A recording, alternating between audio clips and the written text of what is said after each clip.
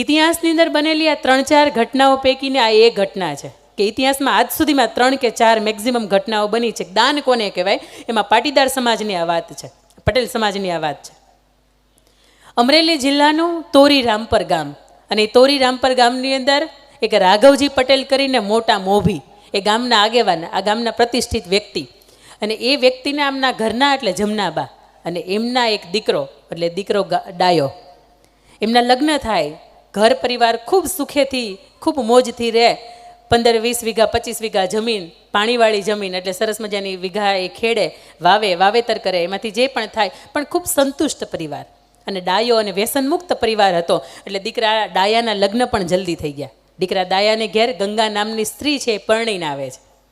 અને ગંગા એટલે એવી ગંગા કે જ્યારે તમે એમ થાય હરિદ્વારની અંદર તમે ગંગાને જુઓ, નિર્મળ વહેતી, એની બોલી, એની ભાત, એનું ચાલવાનું, એનું બોલવાનું, ઉઠવાનું, ઘરમાં બધાની સાચવણી, પતિની સેવા, રાઘવજી પટેલને જમનાબાની સેવા, ખૂબ એમ કહી શકાય એકો એવી સ્ત્રી કે આખું ગામ એને વખાડે કે દીકરાની વહુ મળે ને તો ગંગા જેવી મળે, આવી સ્ત્રી. અને એમ કહેવાય કે સુખી સંપન્ન પરિવાર હોય ને એની વચ્ચે ક્યાંક કોકની નજર લાગે. આ ડાયો રોજ સવારમાં પોતાની 4-5 વાગે ગાડું લઈ અને વાડીએ જાય એટલે 2-5 ગામના લોકો ગાંજો પીવે, અને રોજ ડાયાને એવું કે ડાયા ગાંજો પીવા હાલ. ડાયો એમ કે ના રે બાપુ, મારા બાપુ મને મારે, હું 2-5 રૂપિયાનું હજી દાન કરી આવું ને. આજથી 240 વર્ષ પહેલાંની આ ઘટનાની હું તમને વાત કરી રહી છું. પટેલ પરિવારને આંગણે આ સત્ય ઘટના બની છે, એની વાત છે. મારા બાપુએ કે હું 2-5 રૂપિયાનું દાન દઈ આવું ને તો મને મારે નહીં, પણ આવા હું ગાંજા પીવા બેહું ને તો મને મારે. એટલે રોજ પેલા એવા ગાંજેડીઓ હોય ને એવું કે તું જોઈ કે તું રોજ તારે વાડીએ કામ કરવા જાસ ને, તું કે ડાયા એક વખત ગાંજાની શર્ટ માર ને તું, એટલે એ કે તારું જેટલું પણ દિવસનું કામ છે ને ફફડાટી બોલાવતું, બપોર સુધીમાં તારું કામ થઈ જાય.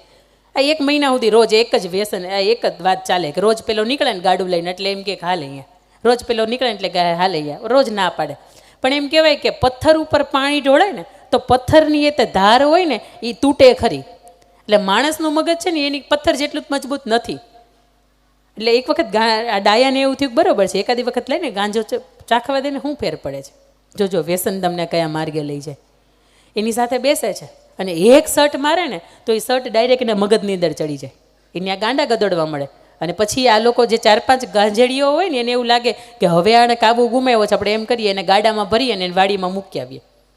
એટલે એ ગાડામાં ભરે ને એને વાડીમાં મૂકી આવે. સવારમાં દી ઉગે એટલે બધાને ઘરેથી એમ છે કે આ ડાયો છે એ વાડીએ ગયો છે, પણ વાડિયાની અંદર આખો દી પોતે ગાંડા ગદોડે, પોતાને એના મગજની અંદર ગાંધો ચડી ગયો હતો. અને પેલા વ્યક્તિઓ હતા ને એ છુપાઈ ગયા, એને ખબર જ નહીં કોણ ક્યાં છે. સાંજે દી ઢેળો, ગાડું વાડીએથી પાછું ન આવ્યું એટલે જમનાબાઈએ એવું કીધું સાંભળો છો, અને સાંભળો છો શબ્દ એટલે પહેલાંના સમયની અંદર, અત્યારે તો નામથી બોલાવો તમે દીપક ને રાજેશ ને રવિન, હે, પણ ત્યારના સમયમાં એ કેવું કહેતા કે સાંભળો છો એટલે ખબર પડે કે એ એકબીજાને પૂરકને શબ્દોને બોલાવે. નકર મોટો દીકરો હોય કે મોટી દીકરી હોય ને એમના નામથી બોલાવતા. એટલે રાઘવજી પટેલ કે ખોખારો ખાઈને કે હા, તો કે હાંજ પડી દી ઢેળો, હજી એ કે ગાડું ન થાય હોય કે હજી આપણો દીકરો છે એ હાંજે પાછો ન થયો. તમે એમ કરો ને જાઓ ને જોવો ને કે હજી આ રોકાઈ ક્યાં ગયો. એમને તો આજે કામે એટલું બધું નહોતું. રાઘવજી પટેલ છે એ દોટ મૂકે છે અને વાડીએ જાય છે, જુએ છે કે એ ડાયાએ પોતાના કપડાં છે એ કાઢી નાખ્યા હતા. ડાયો હતો એ હાવ ગાંડો ગદોડતો હતો, એના જે બળદ હતા એ કે કેટલું ઘાસ ચરી ગયા હતા.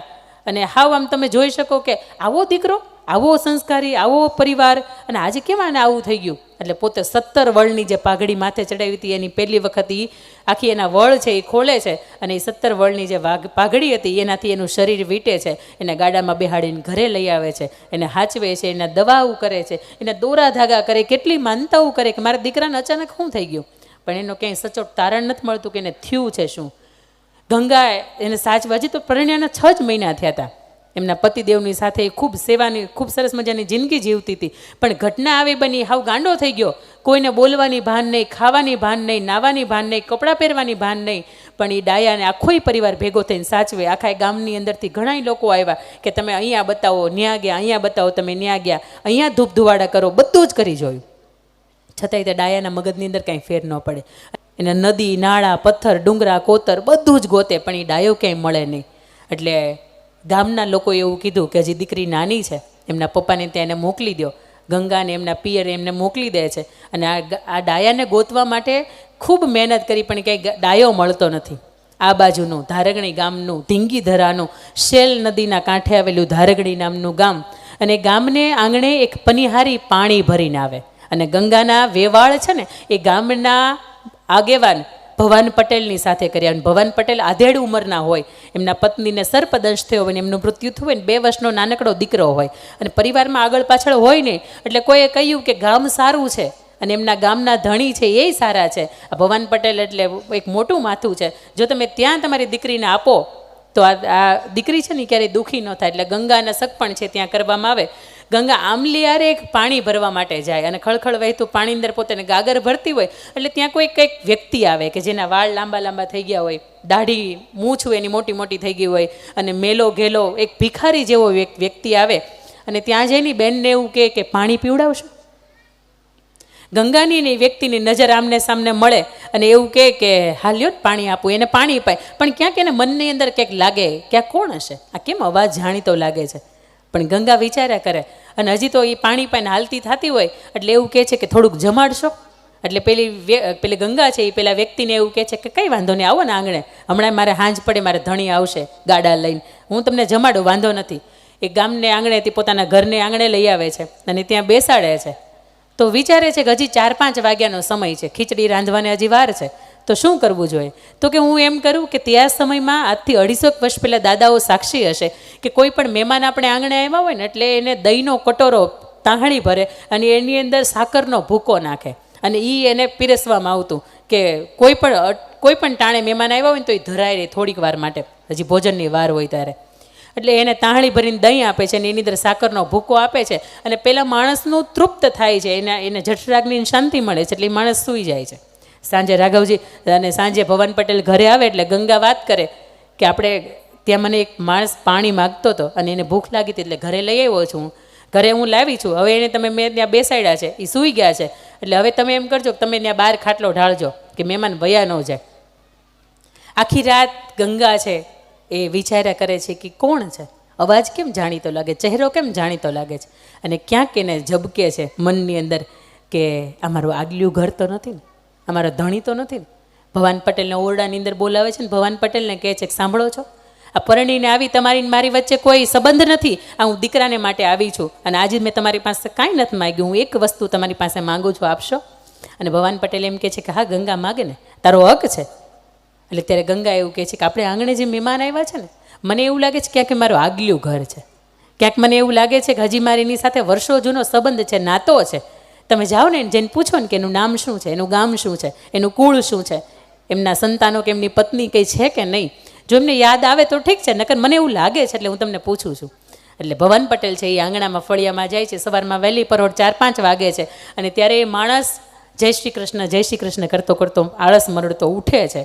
અને એમ કહેવાય કે વર્ષો જૂનો કોઈ નશો કે ગાંજો ચડી ગયો હોય ને તો એનું ઉતારવાનું સાધન એટલે દહીંની અંદર તમે સાકરનું મિશ્રણ કરીને પાવ ને એટલે માણસને વર્ષો જૂનો ગાંજો જે મગજની અંદર ચડી ગયો હોય ને એ ઉતરી જાય. પણ બનવા કાળે બન્યું કે આપ્યું એને અને એનાથી એનો ગાંજો છે એ ઉતરી ગયો. સવારમાં ઉઠ્યો એટલે આળસ મળતો ઊભો થયો અને ભવાન પટેલને પૂછે છે કે હું ક્યાં છું, હું કોણ છું? ભવાન પટેલ પૂછે છે મહેમાન તમારું નામ શું? તો કે ડાયો. તો કે તમારું ગામ કયું? તો કે તોરી રામપર. તો કે તમારા બાપુનું નામ? તો કે રાઘવજી પટેલ. તો કે મારે તો એક પત્ની છે ગંગા, બહુ ડાય છે, પણ હું અહીંયા ક્યાં છું? અને ત્યારે ભવાન પટેલ એવું કહે છે કે બાપ તું જ્યાં છો ને ત્યાં બરોબર ઠેકાણે છો, લે આ મારા કપડાં, તું નાહી ધોઈ લે અને અમે તારા ગામ તને મૂકી જાય. ઘરને આંગણે આવે છે, ઓરડાની માલિપા આવીને ગંગાને એવું કહે છે કે ગંગા મહેમાન છે ને, હાલ આપણે એને મૂકવા જવું છે, તને જેટલા તારા ઘરેણા તું ત્યાંથી લાવી છો, તને અહીંથી ચડાવ્યા છે, જેટલા પણ ઘરેણા છે ને એને તું પહેરીને તૈયાર થઈ જાય, આપણે મહેમાનને મૂકવા જવું છે. અને ત્યારના સમયમાં આપણે ઘૂમટો તાણતા એટલે એને મહેમાનનું પછી મોઢું જોયું ને, તૈયાર થઈ ગયા મહેમાન, એક ગાડાની અંદર બેસીને જાય છે અને તોરી રામપર ગામની અંદર આવે છે ને ત્યાં પૂછે છે કે રાઘવજી પટેલનું ઘર ક્યાં છે? ઘરને આંગણે ઊભા રહે છે ને જ્યાં રાઘવજી પટેલને સાથ પાડે છે ભવાન પટેલ કે રાઘવજી પટેલ.